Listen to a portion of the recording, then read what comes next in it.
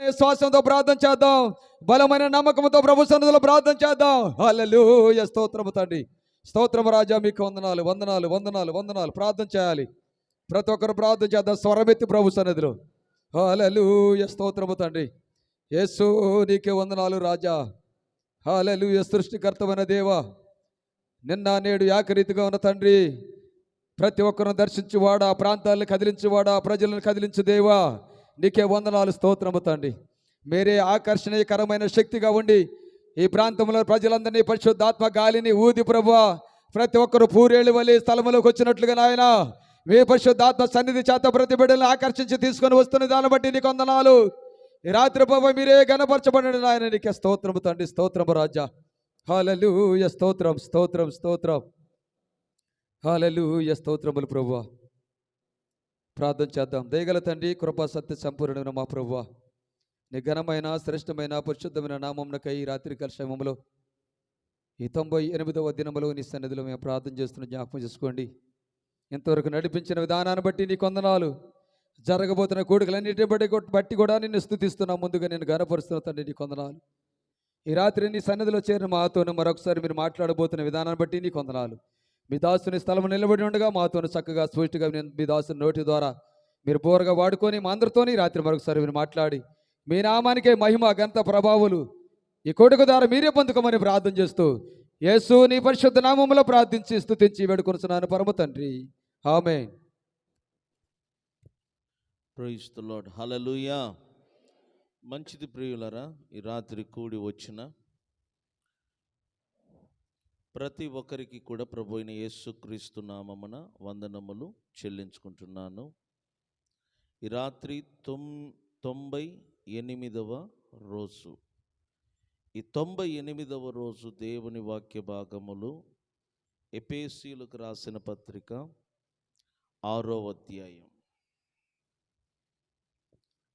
ఎఫెసీయులకు రాసిన పత్రిక 6వ అధ్యాయం. ఆ అధ్యాయం చదవటానికి ముందు ఈరోజు ఉదయకాల ఆరాధనలో మనము 29 నుంచి చదువుకున్నాం. దానిని అలాగనే కొనసాగిస్తాను. తన శరీరమును ద్వేషించున వాడు ఎవడును లేడు, కానీ ప్రతి వాడును దానిని పోషించి సంరక్షించుకొనును. మనము క్రీస్తు శరీరమునకు అవయవములై ఉన్నాము గనుక, అలాగే క్రీస్తు కూడా సంఘమును పోషించి సంరక్షించుచున్నాడు. ఈ హేతు చేత పురుషుడు తన తండ్రిని తల్లిని విడిచి తన భార్యను హత్తుకొనును, వారిద్దరూ ఏక శరీరమగుదురు. ఈ మర్మము గొప్పది. అయితే నేను క్రీస్తును గూర్చియు సంఘమును గూర్చియు చెప్పుచున్నాను. అర్థం చేసుకోండి. పౌలు ఇక్కడ భార్య భర్తలను గూర్చి చెప్తున్నాడు. ఇప్పుడు ఆయన ఏమంటున్నాడు? నేను క్రీస్తును గూర్చియు సంఘమును గూర్చియు చెప్పుచున్నాను. అనగా భర్త క్రీస్తుతో సమానము, సంఘము భార్యకు సమానము. భార్య భర్తలు ఎలాగా ఉన్నారో అలాగనే క్రీస్తును సంఘమును ఒకలాగా ఉన్నారు. అర్థమవుతుందా? భార్య భర్తలు ఎలా ఒక శరీరమై ఉన్నారో, క్రీస్తు సంఘము ఒకే ఒక శరీరమై ఉన్నారు. భార్య భర్తలు ఒకే శరీరమై ఉన్నట్లుగా క్రీస్తును సంఘమును ఒకే శరీరమై ఉన్నారు. భార్య భర్తలను విడదీయలేరు, క్రీస్తును సంఘమును కూడా ఏం చేయలేరు, విడదీయలేరు. ఇప్పుడు చెప్పండి, మనమందరము సంఘముగా పిలవబడుతున్నాం గనుక ఎవరిని హత్తుకొని మనమున్నాము? క్రీస్తును. క్రీస్తు మనము ఒకే శరీరమై ఉన్నాం. అర్థమైందా? క్రీస్తు మనము ఏమై ఉన్నాం? చెప్పండి, క్రీస్తు మనము ఏమై ఉన్నాం? కాబట్టి నాకు బాధ కలిగిన క్రీస్తుకు బాధ కలిగినట్లే, నాకు నొప్పి కలిగిన క్రీస్తునకు నొప్పి కలిగినట్లే. నేను ఏడ్చిన ఎవరు ఏడ్చినట్లు. కాబట్టి అర్థం చేసుకోండి, క్రీస్తు వేరు, మనము వేరు కాదు. మనము క్రీస్తు ఒకటిగా ఉన్నాం. మనము క్రీస్తు యొక్క శరీరములో అవయవములుగా అమర్చబడి ఉన్నాం. ఆ అవయవాలు మీరు కనుక్కోవాలి. కొందరు తలగాను, కొందరు ముక్కుగాను, కొందరు కన్నుగాను, కొందరు చెవిగాను, కొందరు నోరుగాను. ఈ శరీరములో కొన్ని వందల అవయవాలు ఉన్నాయి. మన శరీరములో కనబడని కొన్ని వందల వేల అవయవాలు మరుగై ఉంది, పనిచేస్తుంది. అలాగనే క్రీస్తు శరీరములో కూడా మనమందరము అవయవములుగా అమర్చబడి ఉన్నాం. అవయవములుగా అమర్చబడి ఉన్నాం. ఒకటే గుర్తుపెట్టుకో, నువ్వు వేరు, క్రీస్తు వేరు కాదు. మనమందరము ఆయన శరీరములో అవయవాలై ఉన్నాం. తల నుంచి అరికాళ్ళు వరకు ఎన్నో అవయవాలు ఉన్నాయి. ఆ శరీరములో నువ్వు ఏ భాగానికి చెందిన అవయవమై ఉన్నావో అది నువ్వు కనుక్కోవాలి. చెట్టు ఫలమును బట్టి చెప్తారంట ఆ చెట్టు ఏ చెట్టు అయి ఉన్నది. అలాగనే నీలో ఉన్న ఆ పనులు, నువ్వు చేసే పనులు, నువ్వు చేసే క్రియలను బట్టి క్రీస్తు శరీరములో నువ్వు ఏ భాగమునకు చెందిన ఒక వ్యక్తి అయి ఉన్నావో నువ్వు కనుగొని ఆ పనిని నువ్వు పరిపూర్ణత చెయ్యాలి, పరిపూర్ణముగా చెయ్యాలి. అప్పుడు నిన్ను బట్టి శరీరము బలము కలుగుద్ది, క్షేమాభివృద్ధి కలుగుద్ది, అభివృద్ధి కలుగుద్ది. ప్రతి ఒక్కరు చెప్పండి, మీరందరూ క్రీస్తు శరీరములో ఏమై ఉన్నారు? అవయవాలు. నేను క్రీస్తును గూర్చియు సంఘమును గూర్చియు చెప్పుచున్నాను. మెట్టుకు మీలో ప్రతి పురుషుడును తనను వలె తన భార్యను ప్రేమింపవలెను. భార్య అయితే తన భర్త యందు భయము కలిగి ఉండునట్లు చూచుకొనవలెను. చూసారా? భార్య తన భర్త యందు భయము కలిగి ఉండునట్లు చూచుకొనవలెను. ప్రతి పురుషుడు తన భార్యను ప్రేమింపవలెను. భార్య అయితే తన భర్త యందు భయము కలిగి చూచుకొనవలెను. అదేవిధంగా సంఘము క్రీస్తునందు భయము కలిగి చూచుకొనవలెను. సంఘము క్రీస్తునకు లోబడవలెను. సంఘము ప్రతి విషయములో క్రీస్తునకు లోబడవలెను. చూడండి, సంఘము క్రీస్తునకు ప్రతి విషయములో లోబడవలెను. చివరిగా సంఘము క్రీస్తునందు భయము కలిగి నడుచుకొనవలెను. చెప్పండి, సంఘము క్రీస్తునందు ఏమి కలిగి? భయము కలిగి నడుచుకొను. అంటే సంఘము అంటే సంఘములో ఉన్న విశ్వాసులు అన్నమాట. మనమందరము క్రీస్తునందు భయము కలిగి నడుచుకొనవలెను. 6వ అధ్యాయం. ఇప్పుడు చూడు, పిల్లలారా, ప్రభువునందు మీ తల్లిదండ్రులకు విధేయులై ఉండుడి. చూసారా? పిల్లలారా, ప్రభువునందు మీ తల్లిదండ్రులకు విధేయులై ఉండుడి, ఇది ధర్మమే. నీకు మేలు కలుగునట్లు నీ తండ్రిని తల్లిని సన్మానింపుము. అప్పుడు నీవు భూమి మీద దీర్ఘాయుష్వంతుడు వగుదువు. ఇది వాగ్దానముతో కూడిన ఆజ్ఞలలో మొదటిది. చూసారా? దేవుని వాక్యము ఒక భార్య భర్తలకు మాత్రమే కాదు, కుటుంబములో ఉన్న పిల్లలకు కూడా ఉపదేశం చేస్తుంది. ప్రభునందు ప్రతి పిల్లలు వారి తల్లిదండ్రులకు లోబడి ఉండాలి. భార్య ప్రతి విషయములోనూ భర్తకు లోబడవలెను, అలాగే పిల్లలు కూడా ప్రభునందు వారి తల్లిదండ్రులకు లోబడి ఉండాలి. ఇది ధర్మం అంట. పిల్లలు తల్లిదండ్రులకు లోబడటం ధర్మము. అలాగనే మీకు మీ కుటుంబానికి మేలు కలగాలి అంటే, ఈ భూమి మీద మీకు దీర్ఘాయుస్సు కలగాలి అంటే, ప్రతి ఒక్కరు వారి తల్లి వారి తండ్రిని సన్మానించాల. తల్లిదండ్రులను సన్మానించాలి. బైబిల్ చెప్తుంది చూడండి, నీ తండ్రిని నీ తల్లిని సన్మానింపుము, నీకు మేలు కలుగునట్లు. అంటే అర్థం చేసుకోండి, ఎవరు వారి తల్లిదండ్రులను సన్మానించరో వారికి మేలు కలగదు అని అర్థం.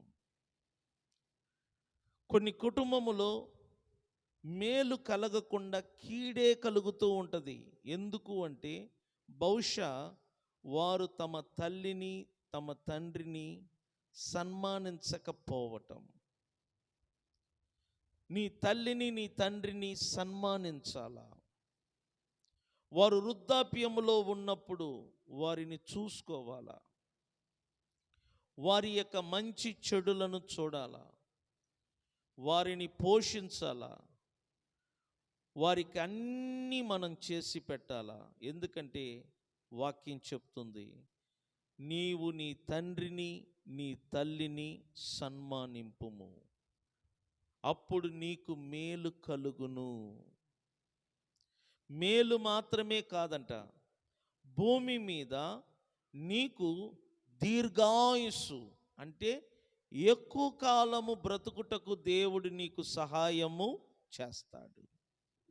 అందరికీ ఆశ చాలా కాలం బ్రతకాలి, తప్పు లేదు. కానీ నీకు దీర్ఘాయుస్సు కలగాలి అంటే, నీకు మేలు కలగాలి అంటే, నీ తండ్రిని నీ తల్లిని సన్మానించాలి.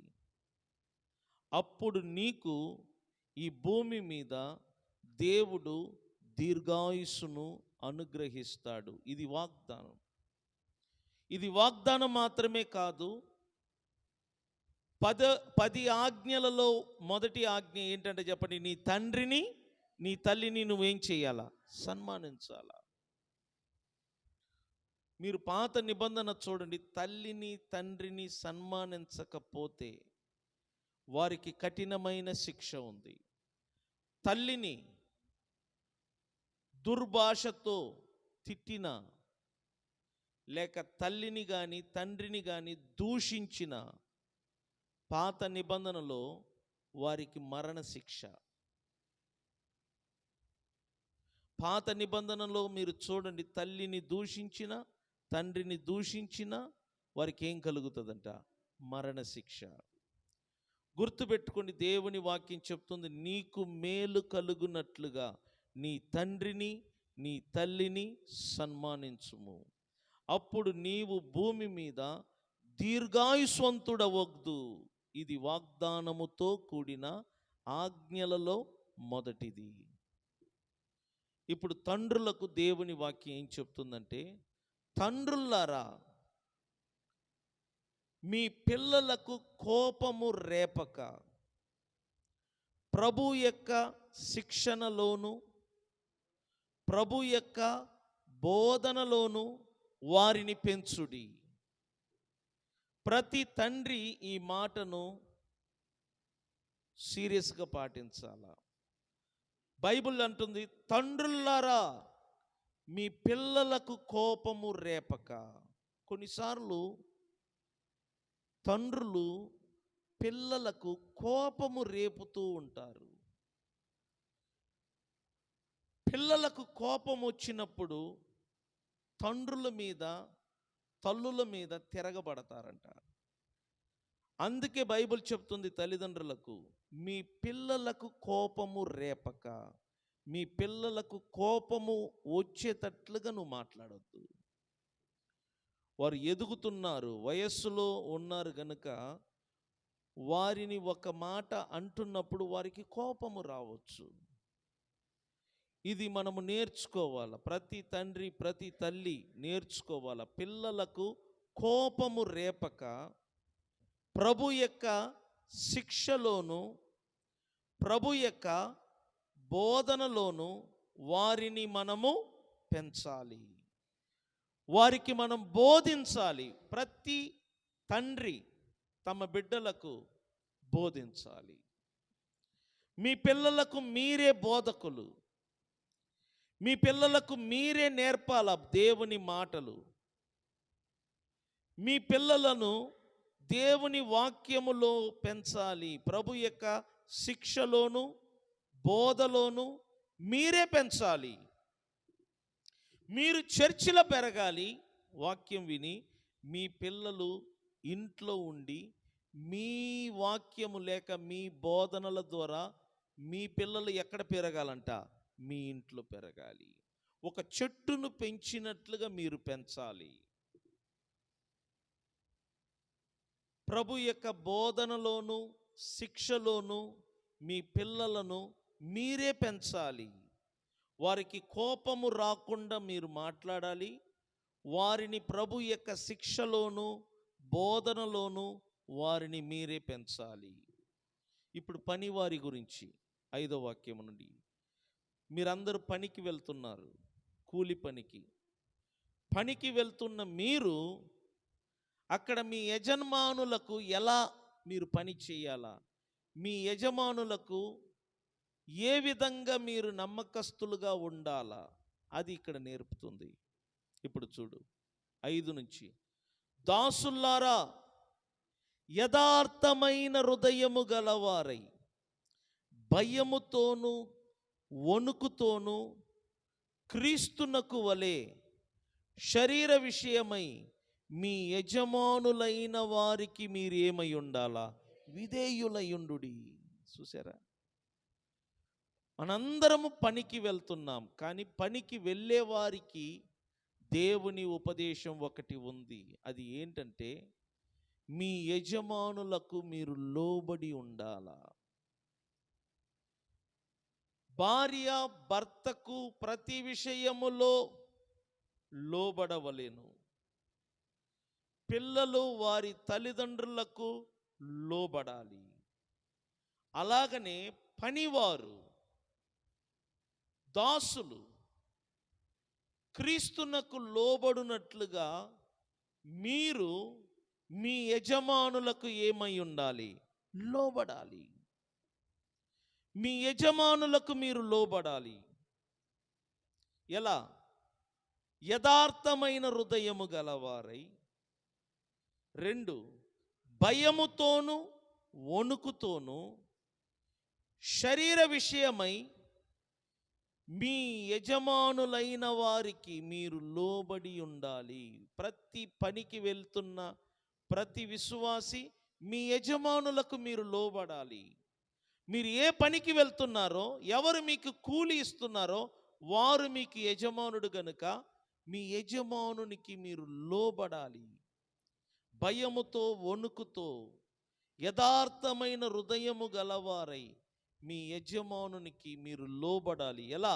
మీరు క్రీస్తునకు లోబడినట్లుగా మీరు ఎవరికి లోబడాలి? యజమానులకు ఏమై ఉండాలా? లోబడాలి. మనుషులను సంతోషపెట్టువారు చేయునట్లు కంటికి కనబడుటకే కాక క్రీస్తు దాసులమని ఎరిగి దేవుని చిత్తమును మనస్పూర్వకముగా జరిగించుచు మనుషులకు చేసినట్టు కాక ప్రభువునకు చేసినట్టే ఇష్టపూర్వకముగా పని చెయ్యుడి. మీ యజమానులకు మీరు ఎలా పని చేయాలంటే ఇష్టపూర్వకముగా మనస్ఫూర్తిగా మీరు మీ యజమానులకు సేవ చెయ్యాలి, పని చెయ్యాలి. క్రీస్తుకు పని చేసినట్లు, క్రీస్తునకు పని చేసినట్లు మీరు మీ యజమానులకు మనస్ఫూర్తిగా ఇష్టపూర్వకముగా పని చెయ్యాలి, బలవంతముగా కాదు. ఇష్టపూర్వకముగా, మనస్ఫూర్తిగా మీరు పని చెయ్యాలి. కంటికి కనబడినట్లుగా కాదు. అంటే కొంతమంది ఏం చేస్తారంటే, యజమానుడు చూస్తుండగా కొంతమంది పని చేస్తూ ఉంటారు. ఎందుకంటే ఆయన చూస్తున్నాడు. యజమానుడు పక్కకి అలా వెళ్ళాడనుకో, పని చేయటం మానేసి కూర్చొని మాట్లాడుతూ ఉంటారు. మరలా యజమానుడు వచ్చాడనుకో, కూర్చున్న వాళ్ళందరూ లేచి ఏం చేస్తారంట, పని చేస్తారు. అలా కాదు. యజమానుడు ఉన్నా లేకపోయినా, చూసినా చూడకపోయినా, నువ్వు మాత్రము యథార్థ హృదయము గలవారై మనస్ఫూర్తిగా నీ యజమానునికి నష్టము కలగకుండునట్లు, అతనికి లాభము వచ్చునట్లుగా నువ్వు పని చెయ్యాలి. నువ్వు ఎంత నమ్మకముగా నువ్వు పని చేసినా యజమానుడు నీకు రూపాయి ఎక్కువ ఇవ్వడు. అందువలన నువ్వు అంటావు, మనం ఎంత పని చేసినా ఆయన మనకిచ్చే కూలి తప్ప అంతకు మించి ఇవ్వడు, కాబట్టి కొంచెం రెస్ట్ తీసుకుందాం. అలా కాదు, నమ్మకంగా పని చేయి, యథార్థముగా పని చేయి. ఒకవేళ నీ యజమానుడు నీకు మేలు చెయ్యకపోవచ్చు, కానీ పరలోకమందున నీ యజమానుడు నీకు ఖచ్చితంగా ఏం చేస్తాడంట, మేలు చేస్తాడు. నమ్మకముగా ఉండు. యోసేపు గొప్పవాడు అవ్వటానికి ముఖ్య కారణం ఏంటి తెలిసిన? అతడు నమ్మకస్తుడు. యోసేపు తండ్రి ఇంటిలో నమ్మకముగా ఉన్నాడు. తండ్రికి నమ్మకమైన కుమారుడుగా ఉన్నాడు. యోసేపు తండ్రిని ఎప్పుడు కూడా మోసగించలేదు. యోసేపు తండ్రి పేరు యాకోబు. యాకోబు అనే పేరుకి అర్థమే ఏంటంట, మోసగాడు. ఒక సందర్భములో తండ్రిని మోసగించాడు, తోబుట్టువుని మోసగించాడు. తండ్రిని మోసగించాడు, తన సహోదరుడైన ఏషాను మోసగించాడు. ఇతడు మోసగించాడు, మేనమామ ఇంట్లో ఇతడు మోసపోయాడు. ఇతడు 2 సార్లు అబద్ధమాడాడు, 2 సార్లు మోసం చేశాడు. మేనమామ ఇంట్లో ఇతడు 2 సార్లు మోసపోయాడు. కానీ యాకోబుకు పుట్టిన యోసేపు యథార్థవంతుడు, నమ్మకస్తుడు, ఎవరిని మోసం చెయ్యలేదు, ఎవరికి ద్రోహము చెయ్యలేదు. అతని యొక్క క్యారెక్టర్ చాలా మంచి క్యారెక్టర్, మంచి గుణలక్షణము గలవాడు యోసేపు. అటువంటి గుణలక్షణము గలవారిని దేవుడు ఖచ్చితంగా ఆశీర్వదిస్తాడు. మీకు ఒక విషయం చూపిస్తాను, చూడండి. 2 దినవృత్తాంతములు 16వ అధ్యాయం.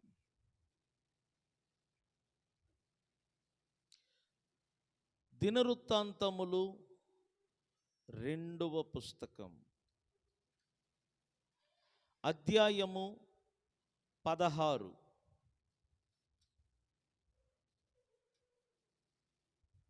ఇక్కడ చూడండి,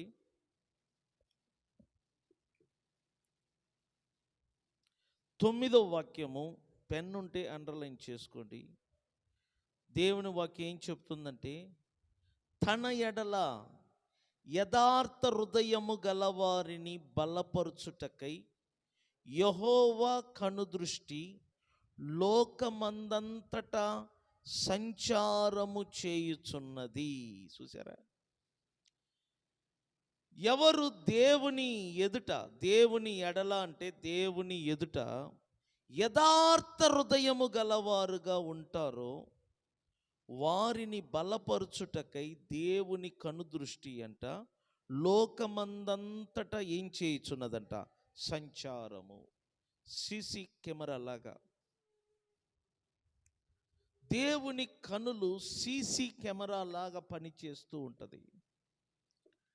24 గంటలు ఆయన కన్నులు ఈ లోకములో ఉన్న మనుషులను చూడటానికి ఇటువైపు సంచారము చేస్తూ ఉంటుందంట.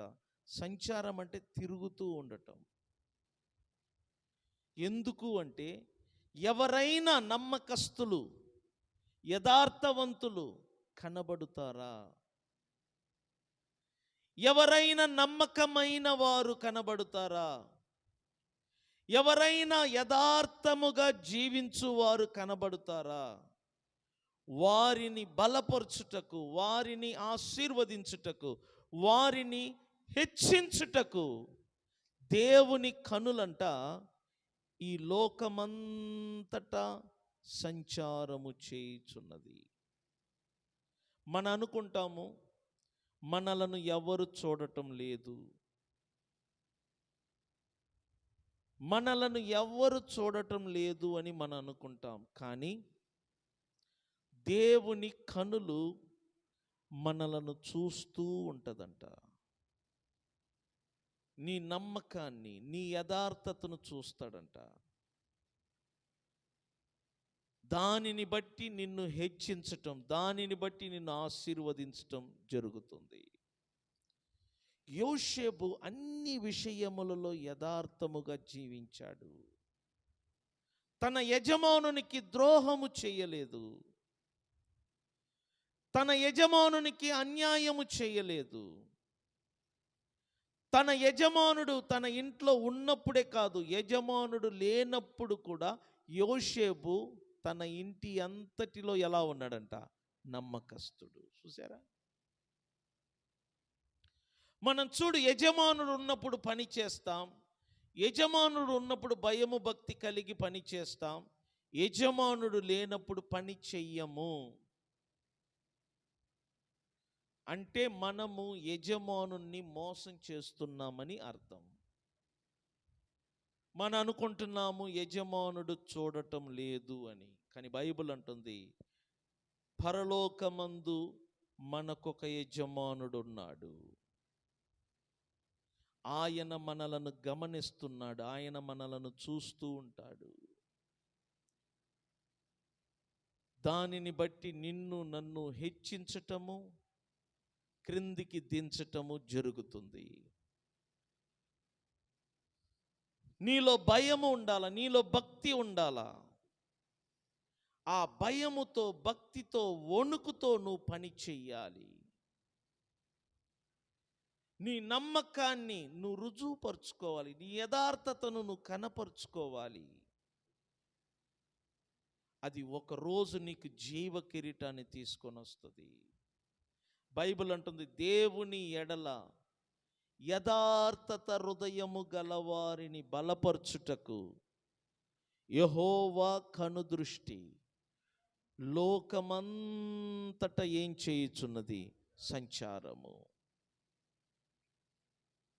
మనమందరము ఈ భూమి మీద పాత్రలం అంటే క్యారెక్టర్స్ అన్నమాట.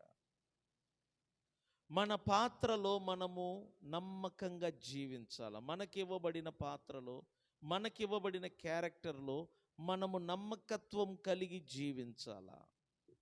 మనకివ్వబడిన బాధ్యతను నమ్మకంగా చెయ్యాలా. మనకివ్వబడిన పనిని నమ్మకంగా చెయ్యాలా, లోపము లేకుండా చెయ్యాలా. నువ్వు నమ్మకంగా యథార్థత కలిగి పని చేస్తే నీకు రూపాయి ముట్టదు.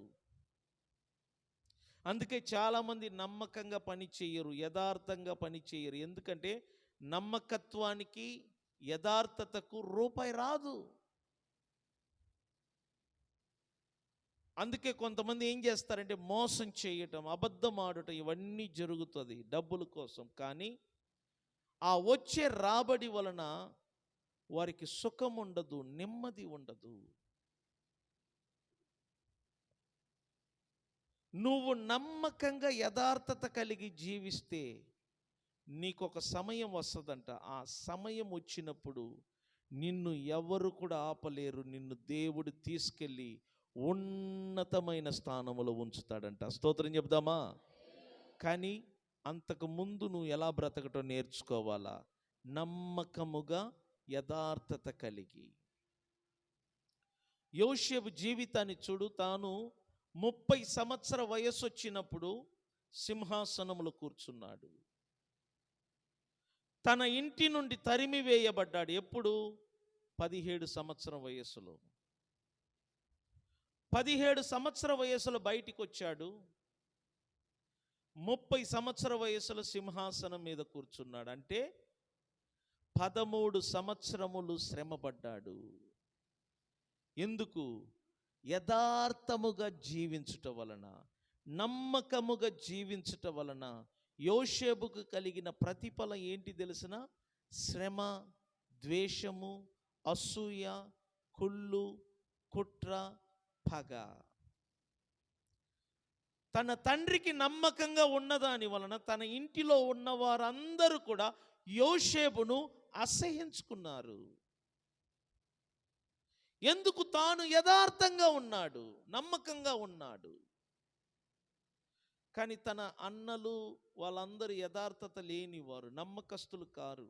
వారు చేసిన పొరపాట్లు, వారు చేసిన తప్పులన్నీ యోసేపు యథార్థముగా వచ్చి తండ్రికి చెప్పేవాడు. అందువలన యోసేపు అంటే తన తోబుట్టులందరికీ ఇష్టం ఉండదు. అది మాత్రమే కాదు, ఇతడు చూసిన కలను, దర్శనమును చెప్పినప్పుడు ఇంకా యోసేపు మీద వీరు పగపట్టారు. ఇతడు యథార్థముగా ఉండుట వలన వచ్చిన ప్రతిఫలం ఏంటి తెలిసిన? ఇతనిని చంపాలని కోరుకున్నారు. చంపాలి, చంపాలి, చంపాలి.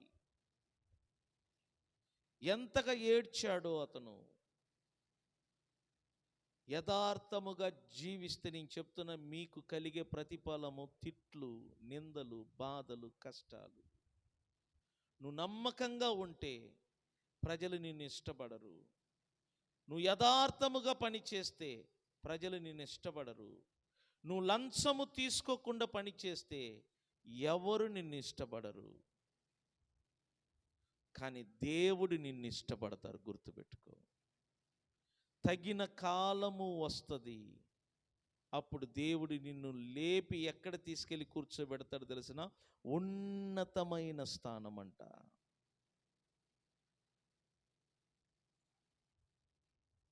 దేవుడు యోసేపును మోసం చేయలేదు. యోసేపుకు చూపించిన ఆ కళ నెరవేరుటకు దేవుడు పనిచేశాడు. చూడు, తన తండ్రి ఇంటి వారే యోసేపును ద్వేషించారు, పగబట్టారు. తన సొంత రక్తమును పంచుకొని పుట్టిన అన్నలు యోసేపును చంపాలని ప్రయత్నం చేశారు. పోతీఫర్ ఇంట్లో ఎంత నమ్మకంగా ఉన్నాడో, ఎంత యథార్థముగా ఉన్నాడో. అతని యథార్థతను, నమ్మకాన్ని పోతీఫర్ చూసి తన ఇంటి మీదనే కాదు, తనకు కలిగిన వాటన్నిటి మీద అతనికి అధికారం ఇచ్చాడు. ఎందుకంటే యథార్థత. అంత నమ్మకంగా యథార్థము కలిగి జీవించిన అతని మీద నిందబడింది. అతను ఎంత బాధపడి ఉంటాడో ఒకసారి ఊహించి చూడు. అయ్యో, నేను ఇంత నమ్మకంగా జీవించాను, ఇంత యథార్థంగా ఉంటే నా మీద మచ్చబడ్డది. నేను తప్పు చేయకపోయినా నేను తప్పు చేసినట్లు ఆ ప్రాంతమంతటా ప్రచారం అయినది. ఎంత దుఃఖపడి ఉంటాడు. తప్పు చేసిన వాడు దొరికి అతడు చేసిన తప్పు ప్రచారం అయితే అది వేరు, అతనికి ఏ ఎఫెక్ట్ ఉండదు. ఎందుకంటే వాడు తప్పు చేశాడు. కానీ తప్పు చెయ్యని వాడు, తప్పు చేశాడని వాడి మీద అబద్ధపు సాక్ష్యం చెప్పి నింద మోపి అతనిని పరువు ప్రతిష్ట మొత్తాన్ని తీసివేస్తే అతడు నలిగిపోతాడు, అతడు బాధపడతాడు. అలాంటి వారే ఆత్మహత్య చేసుకుంటారు. కానీ యోసేపు అలా చేసుకోలేదు. దేవుని మీద నమ్మకము కలిగిన వాడు. తాను యథార్థత కలిగి జీవించుట వలన పోతీఫర్ ఇంట్లో వచ్చిన ఫలితం ఏంటి తెలిసిన? అపనింద. తాను తప్పు చెయ్యకపోయినా తప్పు చేశాడన్న నింద. తాను నిజంగా తప్పు చెయ్యకపోయినా అబద్ధపు మాటలు, అబద్ధ సాక్ష్యాలు అతని మీద వేయటం. ఒక దొంగలాగా పారిపోయాడు. తప్పు చెయ్యకపోయినా ఎలా పారిపోయాడంట? దొంగలాగా.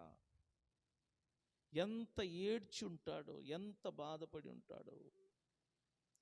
అతన్ని తీసుకెళ్ళి జైల్లో పెట్టారు. తప్పు చెయ్యలేదు కానీ జైలు శిక్ష అనుభవించాడు. యథార్థముగా ఉన్న వాళ్ళందరికీ ఈ భూమిలో ఇదే ఫలితం దొరుకుతుంది. నువ్వు నమ్మకంగా ఉండి నీకు వచ్చి ఒరిగేది ఏమీ లేదు.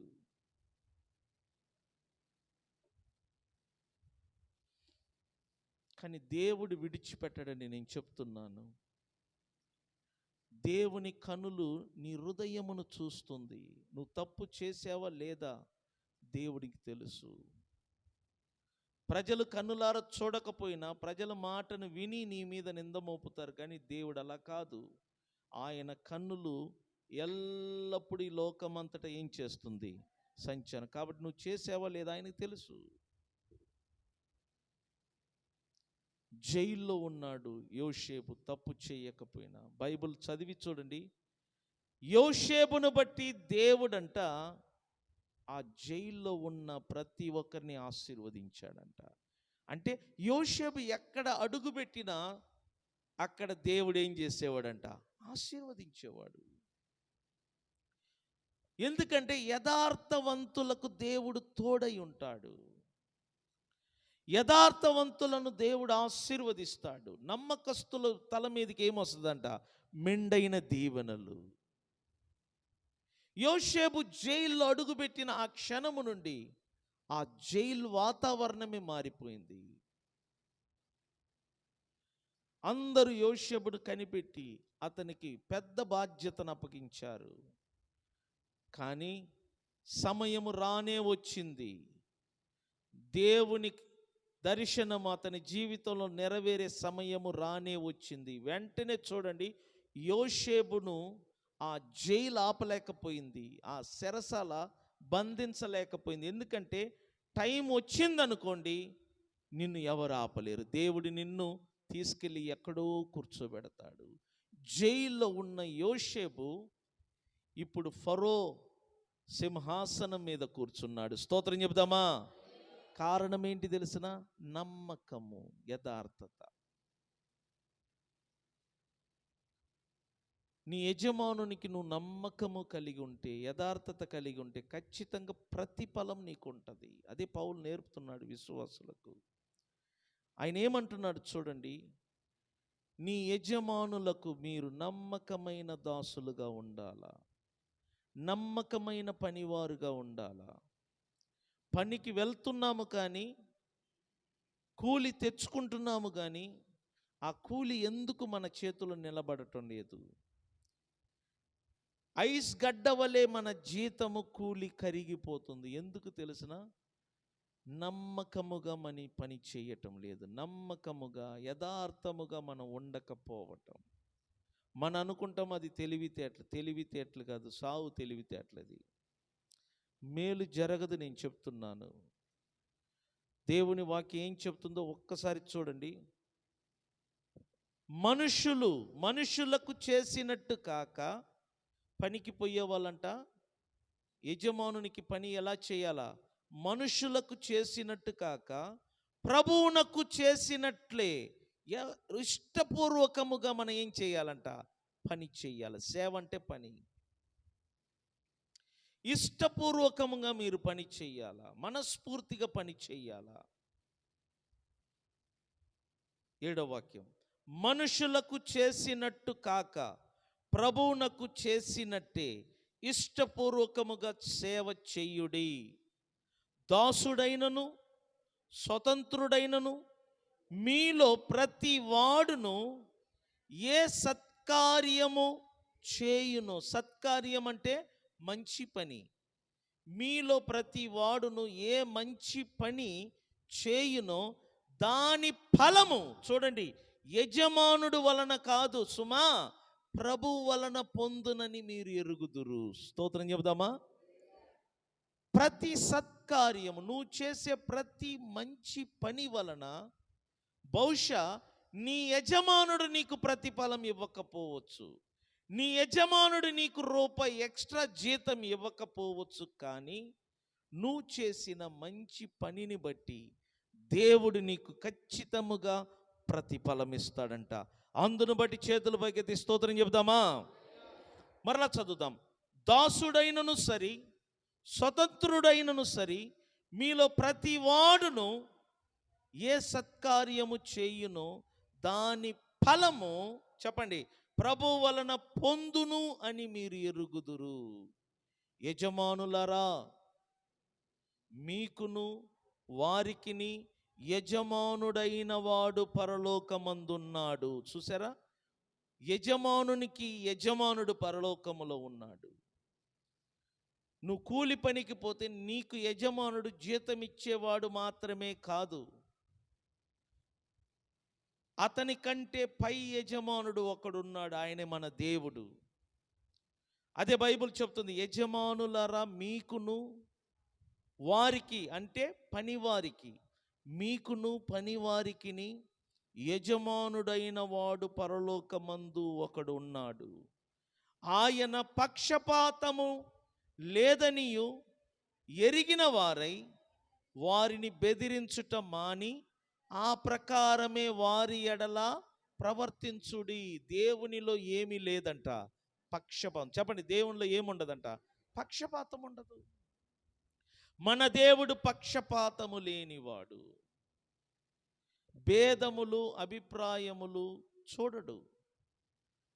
నీకు రూపాయి ఎక్కువ ఇచ్చి వారికి తక్కువ ఇవ్వటం, ఇటువంటి పనులు దేవుని దగ్గర ఉండదు. దేవుడు పక్షపాతము లేనివాడు. చెడ్డవారి మీద మంచివారి మీద దేవుడు పక్షపాతము లేకుండా ఈ భూమి మీద వర్షాన్ని కురిపిస్తున్నాడు. నీతిమంతులని అనీతిమంతులని భేదము లేకుండా దేవుడు సూర్యుని ఏం చేస్తున్నాడు? ఉదయింపజేస్తున్నాడు. ఎందుకు అంటే దేవునిలో ఏమీ ఉండదంట, పక్షపాతం ఉండదు. ఒకరిని ఒకలాగా చూడటం, ఆశీర్వదించటం, ఇవన్నీ దేవునిలో ఉండదు. దేవుడు పక్షపాతము లేనివాడు. దేవుడు నీకు నాకు యజమానుడు. నీకు నాకు మాత్రమే కాదు, మీరు ఎక్కడ పనికి వెళ్తున్నారో, ఏ యజమానుడు నీకు రూపాయి జీతం ఇస్తున్నాడో అతనికి దేవుడే యజమానుడు. అతని క్రింద పని చేస్తున్న నీకు దేవుడేమై ఉన్నాడు? యజమానుడు. స్తోత్రం చెప్దామా? పోతీఫరుకు దేవుడు యజమానుడు. పోతీఫరు ఇంట్లో పని చేసిన యోసేపునకు కూడా దేవుడు ఏమై ఉన్నాడు? యజమానుడు. కాబట్టి పక్షపాతము లేకుండా యోసేపును తీసుకెళ్ళి కూర్చోబెట్టాడు. పోతీఫర్ కంటే ఉన్నతమైన స్థాయి అంటది. పోతీఫర్ అంటే ఎవరు? ఒక కమాండర్, సేనాధిపతి. యోసేపు కూర్చున్న కుర్చీ ఏంటి తెలిసిన? Prime minister. ఒక సేనాధిపతి ఎక్కడ, ఒక ప్రైమ్ మినిస్టర్ ఎక్కడ? సేనాధిపతి ఇంట్లో పని చేసిన వాడు ఇప్పుడు ప్రైమ్ మినిస్టర్ అయ్యాడు. చూసారా? ఒకప్పుడు సేనాధిపతి ఇంటిలో పనివాడు ఇప్పుడు ఏమయ్యాడంట? ప్రైమ్ మినిస్టర్ అయ్యాడు. ఇప్పుడు ప్రైమ్ మినిస్టర్కు సేనాధిపతి ఏమవుతున్నాడు? పనివాడు. రమ్మంటే వస్తాడు, పొమ్మంటే పోతాడు. చూసారా? దేవుడు నీకు యజమానుడు. నీకు కూలి ఇచ్చిన యజమానునికి కూడా దేవుడు ఏమై ఉన్నాడు? యజమానుడు. నువ్వు నమ్మకంగా ఉంటే, పక్షపాతం లేకుండా దేవుడు నీ యజమానుని కంటే నిన్ను హెచ్చిస్తాడు దేవుడు. కానీ నువ్వు అపనమ్మకము కలిగి పని చేయకుండా ఉంటే ఇంకా నువ్వు అడుగింటి పోతావు. నేను అదే చెప్తున్నాను, నమ్మకము కలిగి జీవించండి, దేవునికి భయపడి జీవించండి. దేవుని కనులు లోకమంతటా సంచారం చేస్తుందంట. అది గుర్తించుకొని యథార్థముగా జీవించండి. నేను ముందే చెప్పాను, నువ్వు ఎప్పుడు యథార్థముగా నీతి కలిగి జీవిస్తావో ప్రజలలో నుండి నీకు వ్యతిరేకత వస్తుంది. నీతిని ఇష్టపడరు, యథార్థతను ఎవ్వరు ఇష్టపడరు, అసహించుకుంటారు.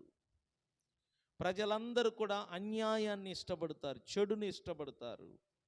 నువ్వు నమ్మకంగా యథార్థంగా మాట్లాడు, నిన్ను ఎవరు ఇష్టపడరు. నువ్వు లంచము తీసుకోకుండా చూడు, నిన్ను ఎవరు ఇష్టపడరు. నువ్వు ఎప్పుడు యథార్థత కలిగి ఉంటావో, ఎప్పుడు నీతి కలిగి ఉంటావో, ఎప్పుడు నమ్మకము కలిగి జీవిస్తావో, ప్రజలందరిలో నుండి నీ మీదికి వ్యతిరేకత వస్తుంది. కానీ దేవుని నుండి మాత్రం నీకు వ్యతిరేకత రాదు. ఎందుకంటే ఆయన యథార్థవంతుడు, నమ్మకస్తుడు, నీతి గలవాడు. ఆయన నిన్ను ప్రేమిస్తాడు తప్ప నిన్ను ద్వేషించడు. ఒకవేళ నీ క్రింద ఎవరైనా పని చేస్తూ నువ్వు వారికి జీతం ఇచ్చే ఒక యజమానుడైతే గుర్తుంచుకో, నీకంటే దేవుడు పైన కూర్చొనున్నాడు. ఆయన నీ మీద యజమానుడై ఉన్నాడు గనుక నీ క్రింద పని చేయు వారికి అన్యాయం చేయవద్దు.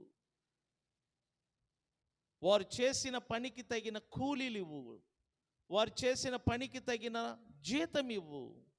వారి జీతమును పాడు చేయవద్దు, వారు కూలీలను పాడు చేయవద్దు. అది పాపం అంటారు.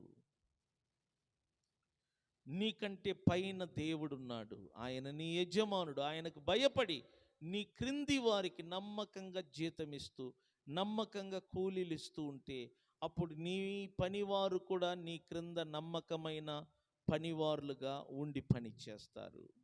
ఒకటి గుర్తుపెట్టుకోండి, దేవుడు మన మీద యజమానుడై ఉన్నాడు. ఒకటి.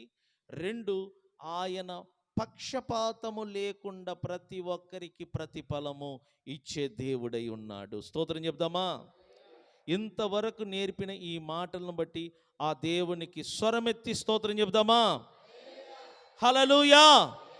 లేచి నిలబడదాం. రేపు 10 నుంచి 24 వరకు చదువుకుందాం. ఈ రాత్రి వినిన ఈ మాటలను బట్టి మన 2 చేతులు పైకెత్తి దేవుని స్తుతించుదాం.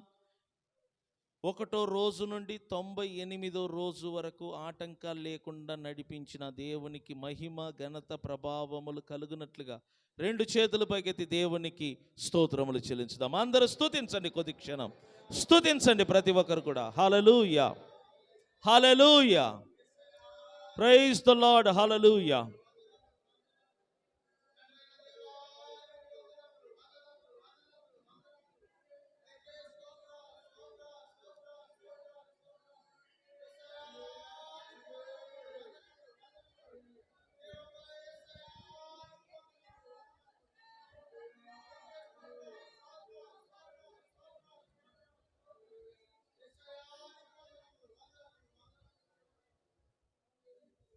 సంఘం చివరికి ఒక మాట, నమ్మకమైన పనివాణ్ణి దేవుడు గొప్ప యజమానుడిగా చేస్తున్నాడు.